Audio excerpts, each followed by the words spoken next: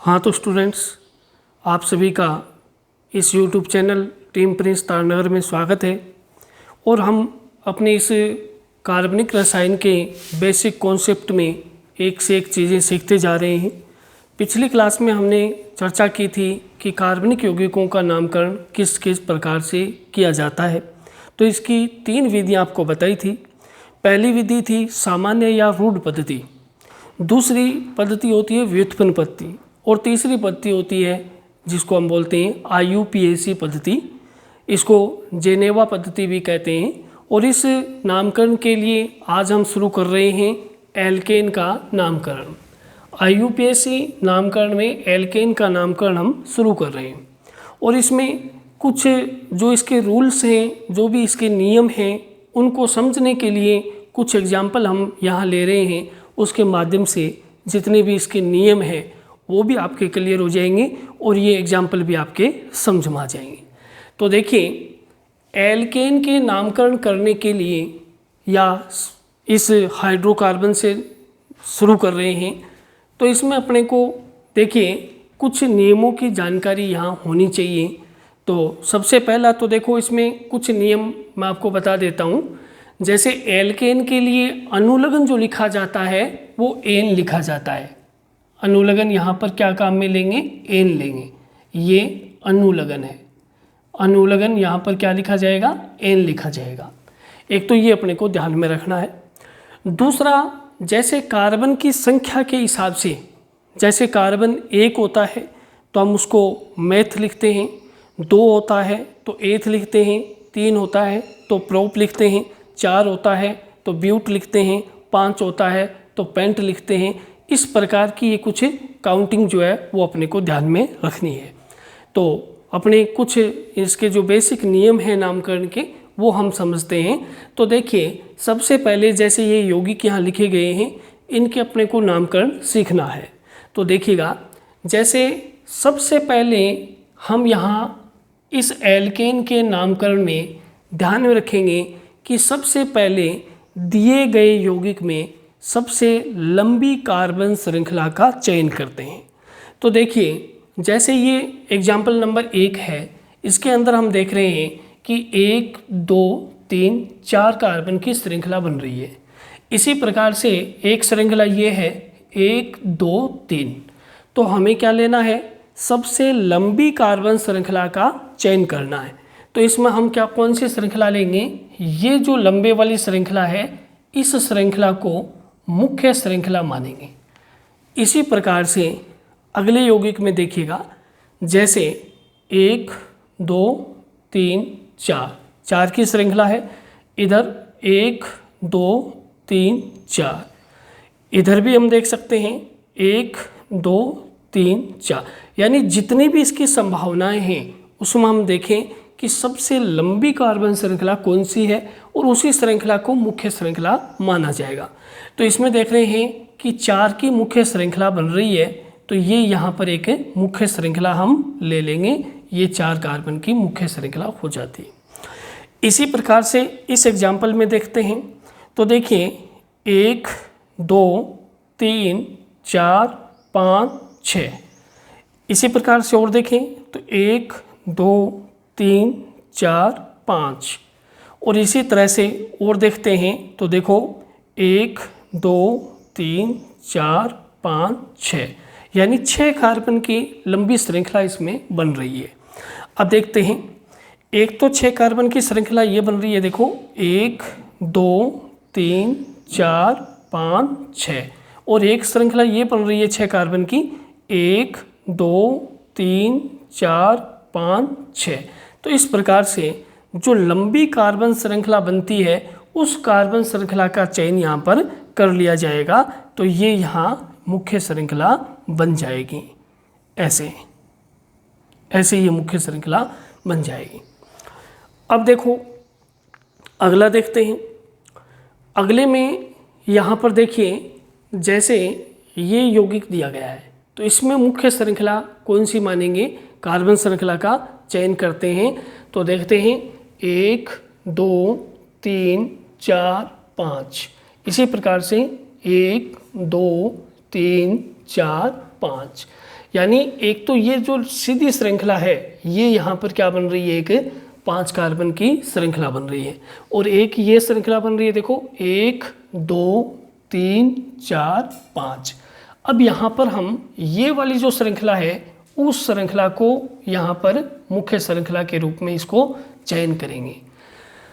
अब देखिए, अगर हम इस श्रृंखला की बजाय ये श्रृंखला भी तो ले सकते थे। देखो यहाँ से ये श्रृंखला भी एक मुख्य श्रृंखला के रूप में ली जा सकती थी, लेकिन अगर ये श्रृंखला लेते तो यहाँ इस मुख्य श्रृंखला से एक पूरा ये प्रतिस्थापी जुड़ा हुआ है, और अगर हमने ये श्रृंखला न लेकर के और ये श्रृंखला लेते हैं, ये वाली श्रृंखला यहाँ पर चयन करते हैं, तो इसमें एक से ज़्यादा प्रतिस्थापी आ रहे हैं। एक तो ये ऊपर की ओर आ रहा है और एक ये नीचे की ओर आ रहा है, यानी ज़्यादा प्रतिस्थापी है। तो अगर समान कार्बन परमाणुओं की एक से ज़्यादा श्रृंखलाएं यौगिक में उपस्थित हों तो हमें उस श्रृंखला को मुख्य श्रृंखला मानना है जिसके अंदर अधिक से अधिक प्रतिस्थापी उपस्थित हो।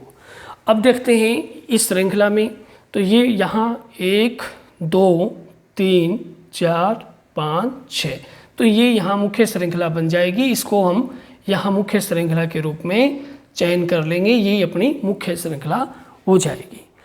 इसी तरह से इसमें देखते हैं 1 2 3 4 5, ऐसी 1 2 3, तो ज़्यादा बड़ी श्रृंखला का चयन करना है, इसलिए ये श्रृंखला मुख्य श्रृंखला के रूप में लेंगे। ये श्रृंखला है ये मुख्य श्रृंखला के रूप में ली जाएगी, जिसमें 1 2 3 4 5 कार्बन है। तो इस प्रकार से पहला जो अपना पॉइंट है वो पॉइंट है किसी यौगिक में अधिक से अधिक कार्बन संख्या वाली श्रृंखला का चयन करना, और वो इन यौगिकों में हमने देखा। दूसरा अपना नियम रहेगा कि जो श्रृंखला मुख्य श्रृंखला के रूप में चयन किया है हमने, उस श्रृंखला में नंबरिंग करना, उस श्रृंखला में अंकन करना। तो देखिए, ये जो यौगिक हैं इन यौगिकों में मुख्य श्रृंखला का चयन हमने कर लिया है और अब हम इनकी नंबरिंग करेंगे। तो नंबरिंग के लिए ध्यान में रखना है कि मुख्य श्रृंखला में नंबरिंग उस सिरे से की जाएगी जहाँ से प्रतिस्थापी को न्यूनतम अंक मिले। अब देखिए यहाँ पर, देखिए इस श्रृंखला में देखिए, अगर हम एक नंबरिंग करते हैं, मान लो ये 1 2 3 4, और एक नंबरिंग मान लो ये करते हैं इधर से 1 2 3 4। अब ये जो प्रतिस्थापी है ये न्यूनतम स्थिति पर आना चाहिए। अब न्यूनतम स्थिति पर कैसे आएगा, देखो इधर से नंबरिंग कर रहे हैं तो ये 2 पर आ रहा है, और इधर से नंबरिंग करेंगे तो ये 3 पर आ रहा है। तो जो न्यूनतम स्थिति बन रही है वो ही सही मानी जाएगी, इसलिए ये जो नंबरिंग की है वो यहाँ सही है। अब देखते हैं अगला, ये एक मुख्य श्रृंखला थी, इसके अंदर नंबरिंग किया, मान लो यहाँ से 1 2 ये 3 ये 4, तो इधर से नंबरिंग करने पर ये कितने नंबर पे आया, प्रतिस्थापी 2 नंबर पे आ रहा है। अगर हम इधर से नंबरिंग करते हैं तो भी ये कितने नंबर पे आता, 2 नंबर पर। इधर से ये कार्बन 1 ये कार्बन 2, और 2 पे क्या था, प्रतिस्थापी था। अगर किसी श्रृंखला में दोनों तरफ से समान प्रतिस्थापी समान स्थितियों पर उपस्थित हो तो हम किसी भी दिशा से नंबरिंग कर सकते हैं, लेकिन उसमें ये देखना ज़रूरी है कि अगला प्रतिस्थापी कहाँ से नज़दीक है। अब यहाँ से देखिएगा, अगर हम इधर से नंबरिंग कर रहे हैं तो ये 1 2 3, यानी प्रतिस्थापियों की स्थिति बन रही है 2 और 3। इधर से नंबरिंग करेंगे तो क्या होगा, ये 1 ये 2 और ये 3 ये 4। तो यदि इधर से नंबरिंग करने पर भी प्रतिस्थापियों की स्थिति है 2 व 3, तो कोई दिक्कत नहीं, दोनों तरफ से इस श्रृंखला का नामांकन किया जा सकता है। अब देखते हैं अगले एग्जाम्पल में, देखिएगा यहाँ से नंबरिंग करते हैं, मान लो तो ये 1 है ये 2 है ये 3 कार्बन है ये 4 5 और ये 6। अगर हम देखें तो इधर से प्रतिस्थापी 3 नंबर कार्बन पर जुड़ा हुआ है और अगर इधर से भी देखा जाए, नंबरिंग मान लो इधर से करके देखें, तो ये 1, ये 2, ये 3, 4, 5 और ये 6, इधर से भी कौन जुड़ा हुआ है? 3 नंबर पर प्रतिस्थापी जुड़ा हुआ है। अगर किसी श्रृंखला में दोनों तरफ से प्रतिस्थापियों की स्थिति समान हो तो हमें ये चेक करना है कि क्या दोनों प्रतिस्थापी एक जैसे हैं या भिन्न भिन्न हैं। अगर प्रतिस्थापी भिन्न भिन्न हैं तो जो अंग्रेजी वर्णमाला क्रम में, इंग्लिश अल्फ़ाबेट में जिस प्रतिस्थापी का नाम पहले आता है उसको न्यूनतम अंक मिलना चाहिए। तो अब यहाँ हम देख लेंगे कि जैसे ये यहाँ 2 कार्बन का प्रतिस्थापी है एथिल यानी एथाइल, और ये 1 कार्बन का प्रतिस्थापी है मैथिल यानी मेथाइल। अब इनमें इस एथाइल का नंबर पहले आना चाहिए, तो जिस नंबरिंग में इसको न्यूनतम अंक मिल रहा है एथाइल को या एथिल को, उस नंबरिंग को हम सही मानेंगे। तो इसमें नीचे वाली जो नंबरिंग की गई है ये यहाँ पर सही नंबरिंग रहेगी, जिसमें यहाँ पर इस एथिल ग्रुप को कम अंक मिल रहा है, 3 नंबर मिल रहा है। अब देखते हैं अगले इस एग्जाम्पल में। देखिएगा, पहले तो इस श्रृंखला, जो मुख्य श्रृंखला हमने चयन किया है, इस श्रृंखला में देखो 2 प्रतिस्थापी हैं, एक तो उधर एथिल जुड़ा हुआ है, एक यहाँ मैथिल जुड़ा हुआ है। तो नज़दीक कौन सा आ रहा है उस साइड से नंबरिंग करेंगे। जैसे ये यहाँ पर 1 2 3, 3 पर क्या आ रहा है? एथिल ग्रुप आ रहा है। इधर से देखें तो ये 1 2 पर आ रहा है, तो ये नंबरिंग इधर से सही रहेगी। यहाँ से हम नंबरिंग करेंगे 1 2 3 4 5, ये नंबरिंग इसकी सही मानी जाएगी। अब देखते हैं यहाँ से इस एग्जाम्पल में देखिएगा, ये जो मुख्य श्रृंखला चयन किया हुआ है, इस श्रृंखला में अपने को नंबरिंग करनी है। तो देखिए इधर से 2 नंबर पर पहला प्रतिस्थापी आ रहा है और इधर से भी 2 नंबर पर पहला प्रतिस्थापी आ रहा है। तो इस समय अपने को ध्यान ये रखना है कि क्या ये दोनों प्रतिस्थापी एक जैसे हैं या भिन्न भिन्न हैं, ये देखना है। तो देखिए ये प्रतिस्थापी CH3 है, मैथिल है, ये भी मैथिल है, तो दोनों प्रतिस्थापी समान है।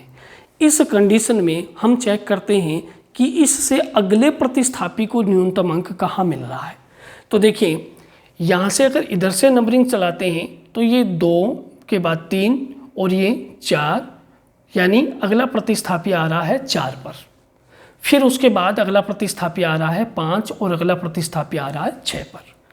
यानी इधर से नंबरिंग रहती है ऐसे। तो इस साइड में एक प्रतिस्थापी आया 2 पर, एक प्रतिस्थापी आया 4 पर और एक प्रतिस्थापी आया 5 पर। अब इन स्थितियों का हम जोड़ कर लेते हैं। तो देखिए इन सभी स्थितियों का हम जोड़ करेंगे तो देखते हैं कितना आएगा। 2 और 4 6 और 5 11। और अगर हम इस साइड से नंबरिंग करते हैं, ऐसे नंबरिंग करते हैं, देखो कैसे, ये 1 2 3 4 5 और 6। अब जो प्रतिस्थापी जुड़े हुए हैं उनकी स्थितियों का जोड़ देखेंगे या स्थितियां देखेंगे कौन कौन सी हैं। तो ये 2 है और उसके बाद में कौन सी स्थिति पर है, देखते हैं, प्रतिस्थापी 3 पर है और उसके बाद में कौन सी पर है, 5 पर है। अब इन सभी का जोड़ करते हैं तो ये जोड़ आ जाता है 10।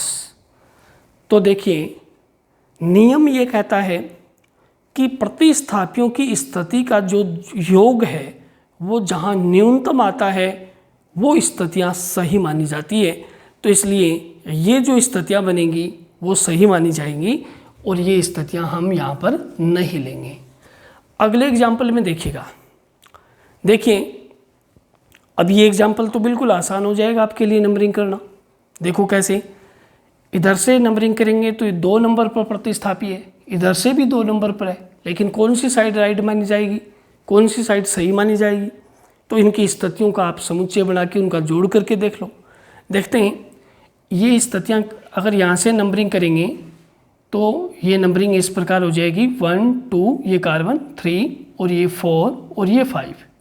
तो स्थितियाँ क्या बनी, 2 2 2 पर 2 हैं और उसके बाद में स्थिति बन गई 4।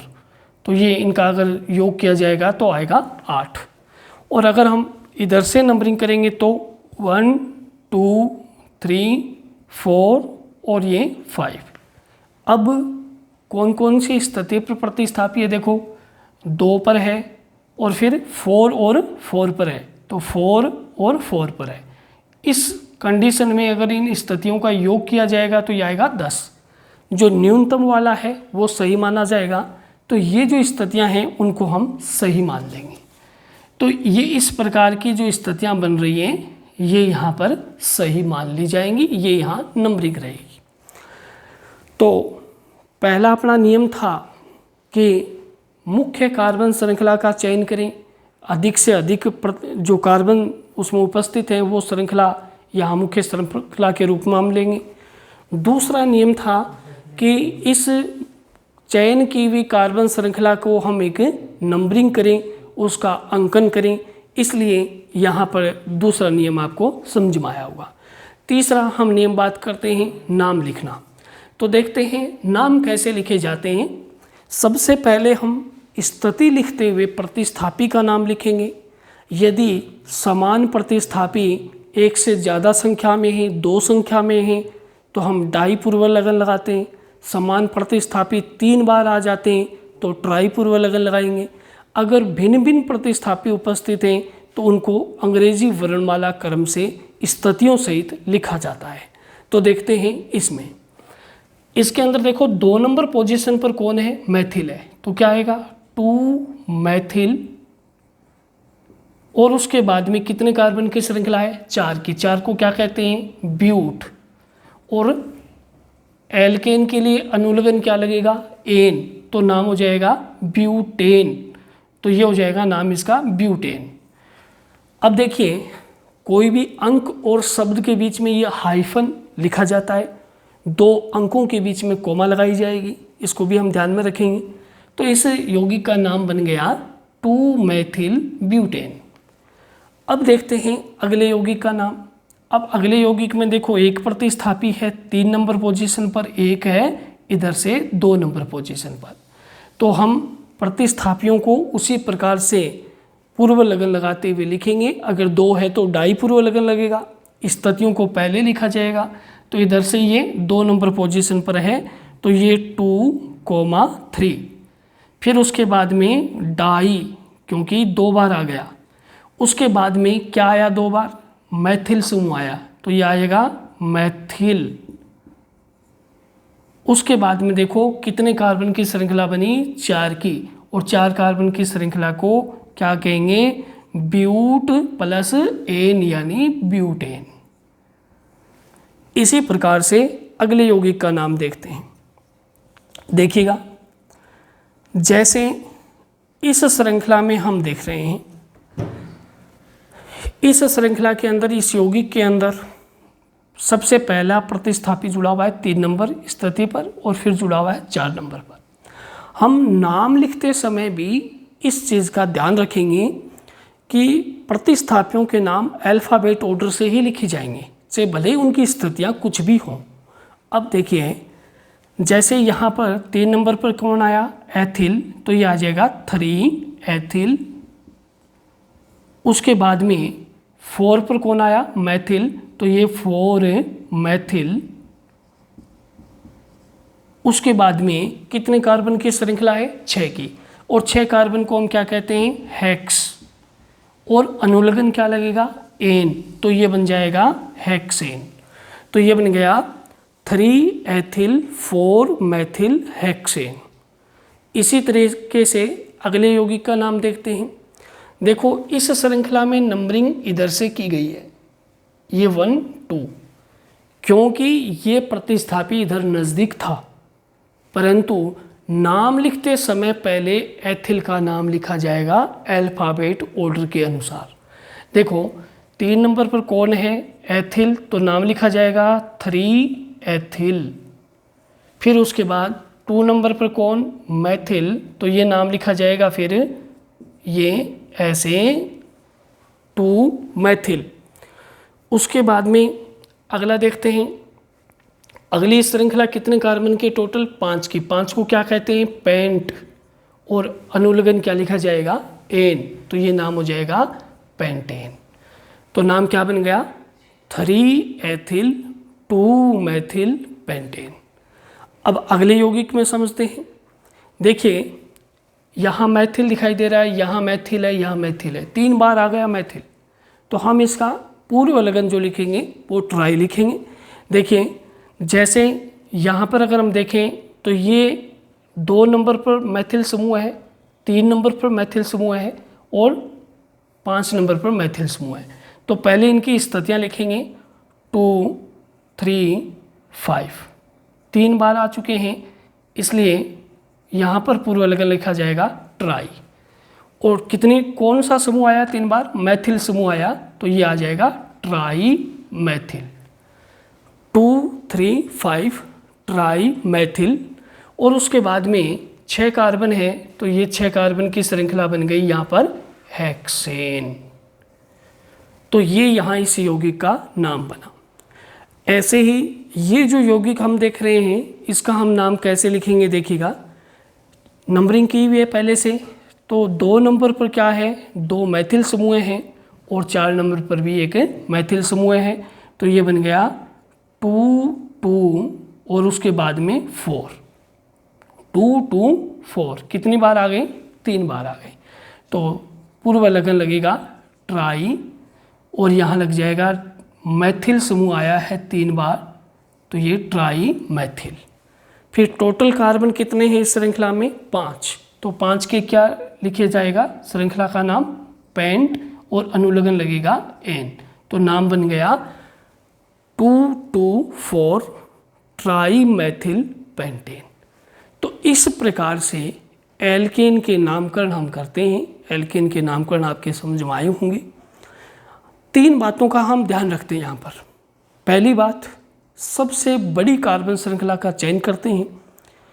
दूसरी बात, अगर हम कार्बन श्रृंखला में एक से ज़्यादा कार्बन श्रृंखलाएं अगर यौगिक में हैं तो उस कार्बन श्रृंखला को मुख्य श्रृंखला मानना है जिसमें अधिक से अधिक प्रतिस्थापी उपस्थित हों।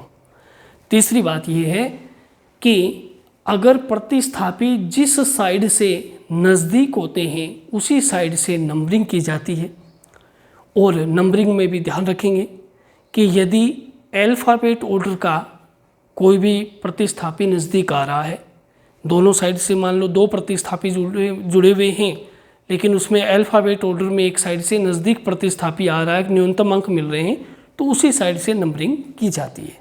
और नाम लिखते समय भी अल्फ़ाबेट ऑर्डर का ध्यान रखते हुए प्रतिस्थापियों का नाम लिखते हैं, उनकी स्थिति लगाते हुए। 2 अंकों के बीच में कोमा आती है और एक अंक और शब्द के बीच में हाइफन लिखा जाता है। ये जो डैश आप देख रहे हैं इसको आप हाइफन बोलते हैं। तो आज की क्लास में इतना ही। अगली क्लास में हम जो भी एल्कीन, एल्काइन और अन्य जो भी क्रियात्मक समूह वाले यौगिक हैं उनके नामकरण सीखेंगे। तो आज की क्लास में इतना ही, यहीं पर इसको ऑफ करते हैं। जय भारत, जय हिंद।